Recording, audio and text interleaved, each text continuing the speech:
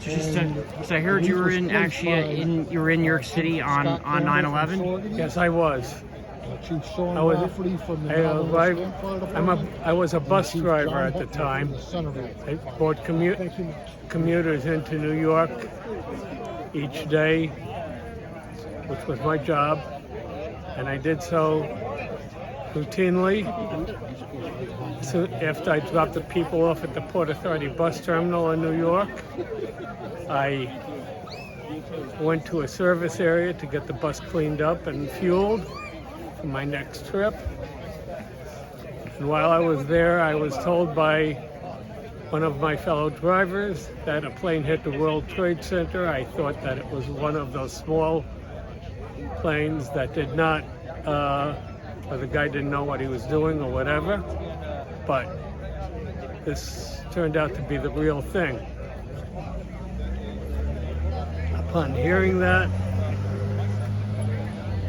I was a little shaken up by it, but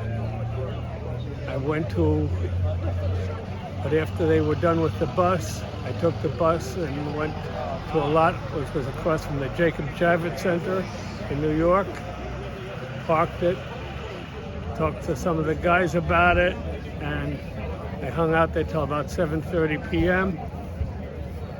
And I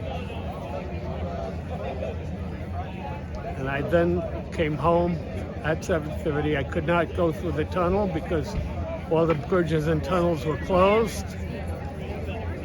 I found out, of course, that all the subways and other public transport, everything was closed up.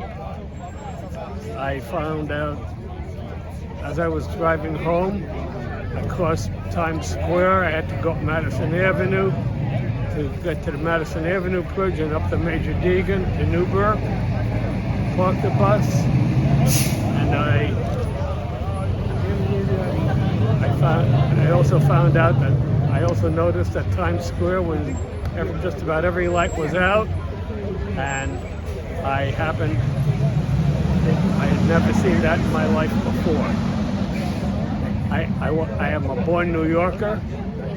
I was born in New York City, and needless to say, I was wondering what was next. Of course, I found out about the Pentagon and what happened in Shanksville, PA, and that was a very sad story.